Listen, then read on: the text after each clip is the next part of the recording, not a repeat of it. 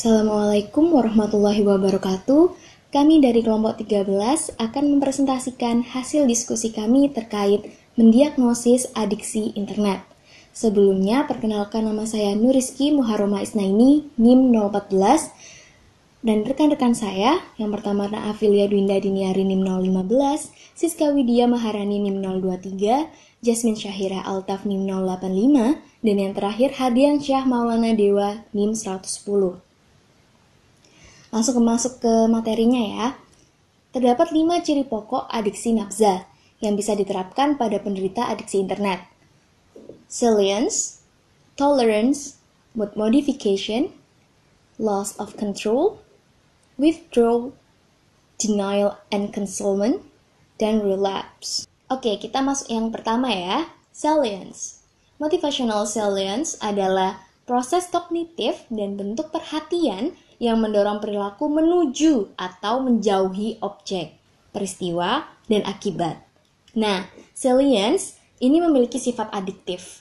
Loh, kok bisa bersifat adiktif, Nur? Iya dong, karena salience terjadi ketika individu tidak lagi bisa mengendalikan hawa nafsunya. Langsung masuk contoh aja ya. Nah, di motivational salience tadi kan dibagi jadi 2, menuju objek dan menjauhi objek. Nah, kalau yang menuju objek, itu aku kasih contoh sebagian besar dari individu sekarang terikat oleh handphonenya. Karena di handphone itu kita bisa melakukan apapun, mulai dari hiburan, edukasi, bahkan bekerja pun sekarang bisa melalui handphone juga kan. Terlebih ada kebijakan work from home ini, banyak aplikasi-aplikasi video call yang dijadikan platform untuk bekerja dan untuk belajar. Untuk contohnya yang menjauhi objek, itu aku mau pakai contoh trauma. Semisal nih, ada orang yang trauma sama jeruk.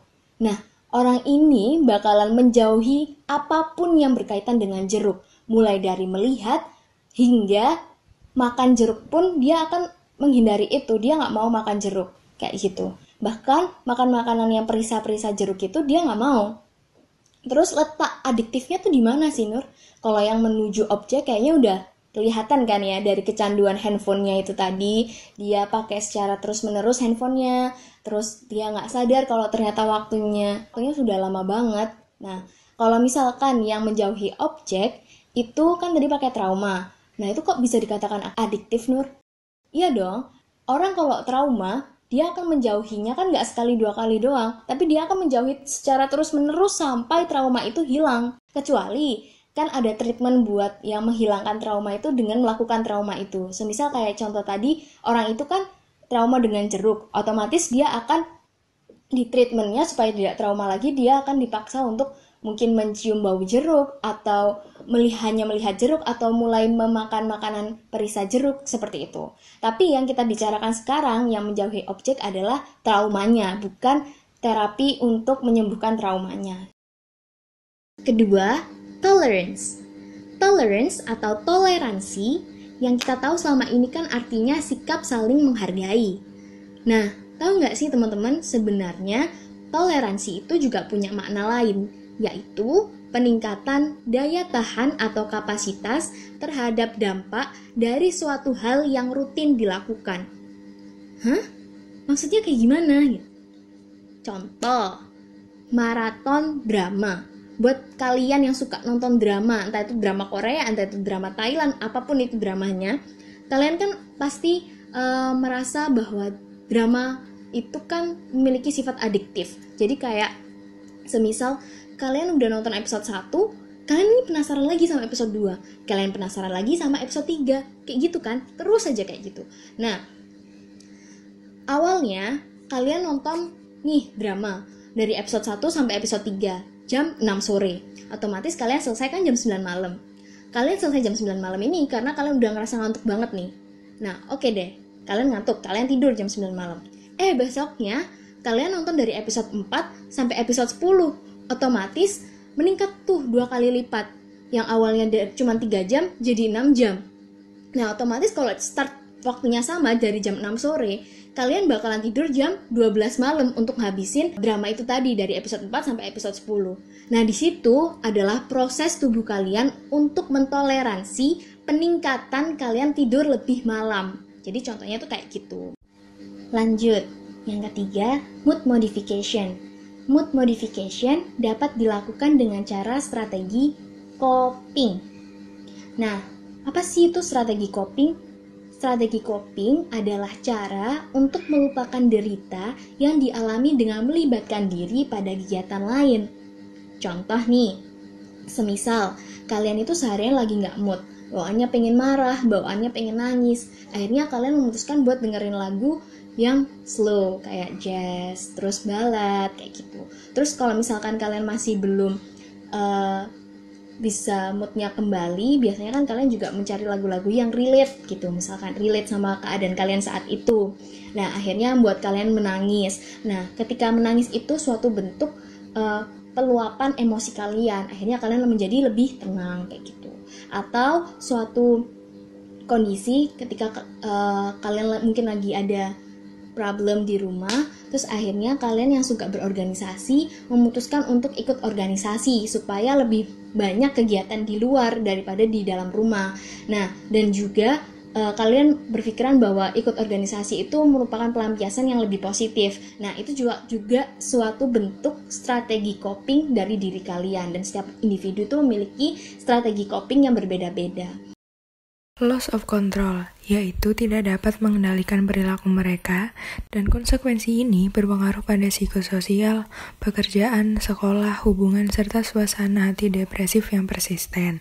Jadi, loss of control merupakan poin utama bahwa mereka kecanduan. Para penderita adiksi internet menyadari loss of control ketika mereka tidak menyadari waktu yang digunakannya. Contohnya seperti seorang mahasiswa yang baru sadar setelah komputer melaporkan bahwa ia telah menggunakan 1.400 jam dalam setahun untuk satu jenis game saja, yaitu setara dengan 35 hari kerja penuh. Lalu ada withdrawal, adalah perasaan tidak enak karena zat adiktif dihentikan secara tiba-tiba, atau yang biasa kita kenal dengan sakau. Bila pengidap adiksi internet diputuskan dari internet atau dihentikan secara tiba-tiba, ia akan mengalami gejala psikologis dan fisiologis yang mirip dengan penderita nafza, seperti menggigil, mual, badan panas, apati, bahkan kehilangan minat untuk apapun. Denial and concealment. Pengidap yang kecanduan internet berupaya untuk menyembunyikan perilaku berinternet. Mereka mencoba untuk bersembunyi dari orang tua mereka dan orang terdekat yang lain, dan mereka tidak dapat mengakui bahwa mereka tidak mampu mengatasi kecanduan berinternet, seperti misalnya berbohong atas aktivitas online, serta menutup-nutupi fakta bahwa dia telah berinternet. Masalah dan konflik. Ketika kita menggunakan internet, kita berkemungkinan merasakan adiksi internet, yang mana hal itu dapat menimbulkan berbagai masalah fisik, merusak otak, psikologis, dan interpersonal. Penyakit yang pertama dan paling sering disebabkan oleh penggunaan internet yang terlalu berlebihan itu adalah carpal tunnel syndrome atau yang biasa disingkat CTS. Penyakit ini biasa menyerang di daerah pergelangan tangan. Ya, seperti yang kita tahu, tangan adalah salah satu anggota tubuh yang paling penting dan berperan aktif ketika kita menggunakan internet. Selain itu, adiksi internet juga bisa mengganggu waktu tidurnya kita, membuat kita obesitas, membuat semakin seringnya masalah penglihatan seperti minus yang bertambah, tubuh sakit-sakitan, dan IBW atau Irritable Bowel Syndrome. Yang ketiga adalah kerusakan otak. Kerusakan yang dimaksud di sini adalah perubahan struktural dan fungsional di daerah-daerah otak, dan itu sangat melibatkan dalam proses cara kita berpikir. Adiksi internet juga dapat merusak hubungan sosialnya kita, seperti menurunkan produktivitas, menurunkan prestasi, memperparah konflik, membuat kita semakin mudah berbohong, juga mengorbankan waktu-waktu yang seharusnya bisa kita lakukan untuk menjaga hubungan interpersonal kita. Kehilangan keterampilan sosial bisa sangat menyusahkan kita, apalagi kita adalah manusia yang merupakan makhluk sosial. Adiksi internet juga bisa menambah beban finansial kita, khususnya kalau misalkan kamu adalah salah satu orang yang suka sekali belanja online. Yang terakhir dan yang paling fatal adalah jika kita mati karena terlalu kecanduan internet. Bukan hanya kematian, bahkan ada juga kasus di mana seorang ibu sampai menelantarkan anaknya yang masih balita karena kecanduan internet. Bahaya banget kan? Tapi kamu nggak perlu khawatir. Kamu bisa banget buat ikutan tes kecanduan internet yang disusun oleh Dr. Yong untuk mengukur tingkat kecanduan internetmu. Kamu bisa mengaksesnya melalui www.netaddiction.com. Atau kalau mau lebih mudah, kamu bisa membuka bukumu halaman 445. Relapse. Relapse adalah karakteristik simptom psikopatologis dari internet, atau biasa kita kenal sebagai kambuh. Relapse biasa terjadi ketika para penderita adiktif internet berusaha untuk mengakhiri kecanduannya. Namun, setelah beberapa waktu berjuang untuk menolak godaan menggunakan internet, muncul dorongan kuat untuk melakukannya. Biasanya ketika seorang penderita adiktif kembali merasakan relapse, maka besar kemungkinan mereka akan jauh lebih rakus lagi untuk mengonsumsinya. Seperti halnya candu pada rokok. Kritik atas konsep adiksi internet. Kimberly S. Young dan kawan-kawan sangat berjasa telah membuatkan banyak hasil tes adiksi internet. Sehingga dari hasil banyak tesnya adiksi internet tersebut telah tumbuh pusat-pusat rehabilitasi penderita AI atau treatment center di seluruh dunia seperti Amerika, Korea, Cina, Jepang, Inggris, Jerman, dan Italia. Bersamaan dengan berkembangnya jumlah pemakai internet, pusat-pusat rehabilitasi pun bermunculan di negara-negara lainnya, bukan hanya di AS, Korea, Cina, Jepang, Inggris, Jerman, Italia, hampir menyebar ke seluruh dunia. Adiksi internet telah berkembang sebagai spesialisasi baru dalam psikologi komunikasi, di mana adiksi internet ini dikembangkan secara interdisipliner ilmu, seperti ada kedokteran, psikologi, psikiatri, sosiologi, antropologi, dan filsafat. Namun, AI belum lulus untuk dikonstruksi sebagai gangguan jiwa. DSM-5 atau DSM yang sudah direvisi belum masukkan internet dalam klarifikasinya, atau dalam hal ini klarifikasi atas gangguan jiwa, kecuali untuk game disorder. Selanjutnya, kritik ilmuwan psikologi dan psikiatri yang pertama adalah mengkritik secara metodologis. Menurut John M. Cole, PhD, penelitian ini sangat lemah. Kenapa sangat lemah? Beliau meriset atau menulis tentang perilaku online serta isu yang berkenaan dengan kesehatan mental dan psikologi sejak tahun 1992. Menurut beliau, kebanyakan penelitian adiksi ini masih menggunakan sampel yang bias. Menurut beliau, instrumen psikometrik yang keliru. Dilihat dari segi reliabilitas, validitas, dan tes yang ada masih belum teruji secara ilmiah. Jadi, John Corner ini mengkritik secara metodologis adiksi internet ini masih belum secara 100% termasuk dalam gangguan jiwa, baik secara riset metodologis. Yang selanjutnya adalah belum adanya term dan definisi standar untuk adiksi internet. Konseptualisasi tentang adiksi internet dikaburkan oleh banyak istilah yang boleh jadi merujuk pada realitas yang berlainan, yaitu internet addiction. Disebutkan oleh banyak peneliti, bisa dilihat pada buku halaman 449, dan maka dari itu, adiksi dianggap sebagai pengguna internet yang problematik. Bagian lagi menganggap gangguan jiwa atau penyakit. Tetapi, para penemu atau para peneliti sepakat akan dampak dari internet ini. Yang pertama ada gangguan, disturbance, atau yang kedua adalah perasaan atau mood. Mana gangguan ini merupakan hal yang terjadi kepada individu. Untuk perasaan atau mood adalah menunjukkan ketidakmampuan untuk membatasi penggunaan. Jadi kayak melarikan diri atau mengubah perasaannya itu sendiri. Selanjutnya, banyak peneliti yang tidak menjelaskan apakah AI itu penyebab atau akibat gangguan jiwa lainnya ataukah simptom dari gangguan jiwa yang lain.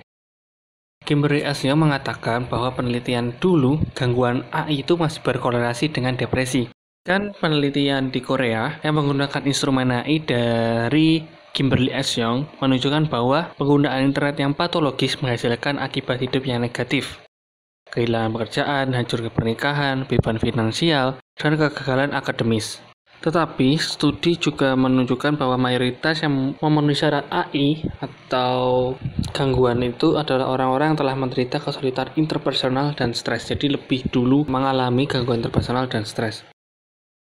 Pecandu internet dibandingkan dengan pengguna internet lainnya cenderung mengalami sejumlah gangguan mental seperti depresi, bipolar disorder, substance abuse, sexual compulsivity, dan pathological gambling.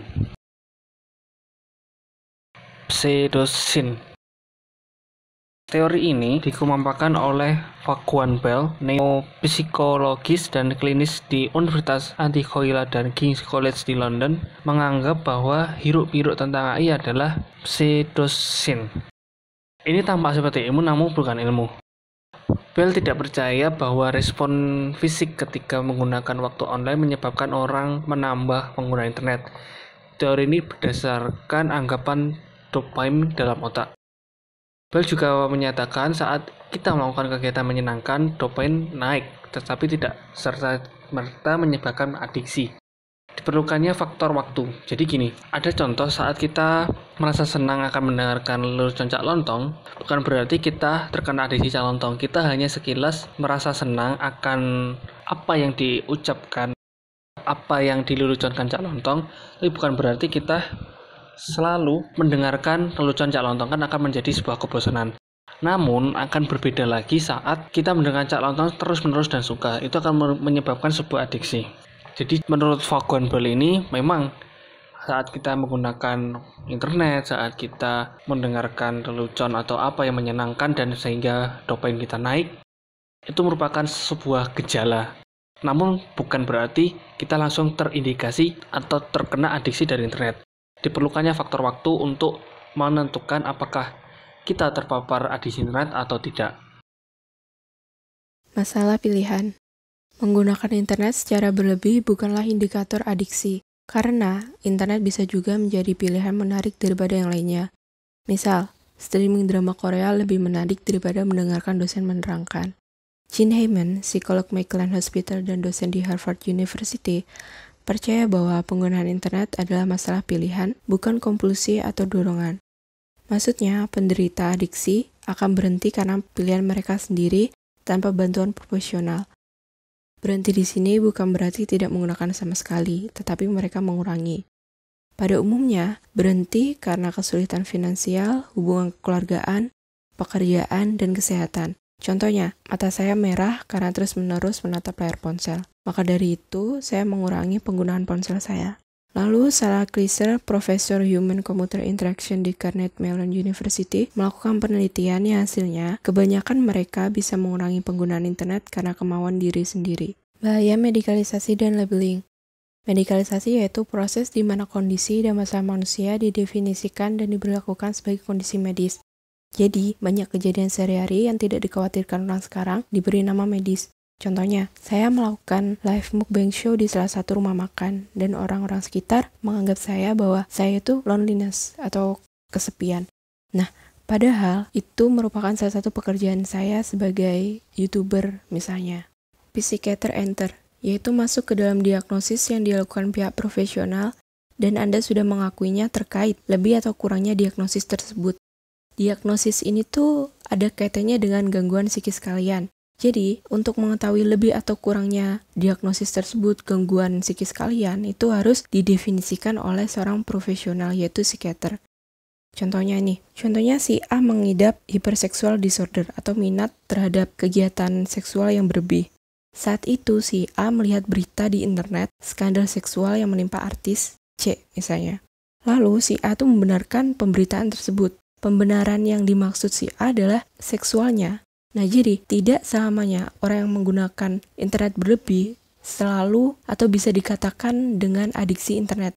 Bisa juga orang tersebut mengidap atau mengalami gangguan mental lainnya misalnya.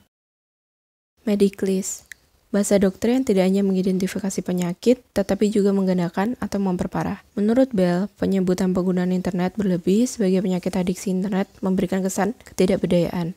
Menurut psikolog New York Todd Esick, perilaku berlebih sebenarnya bisa dikontrol.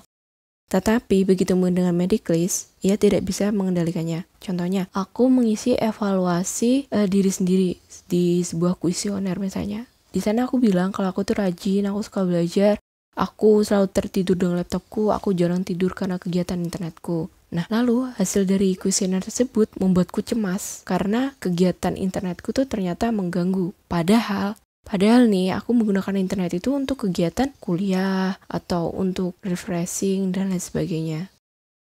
Begitulah presentasi dari kelompok kami. Kurang lebihnya mohon maaf. Apabila ada pertanyaan, silahkan tulis di kolom komentar. Terima kasih.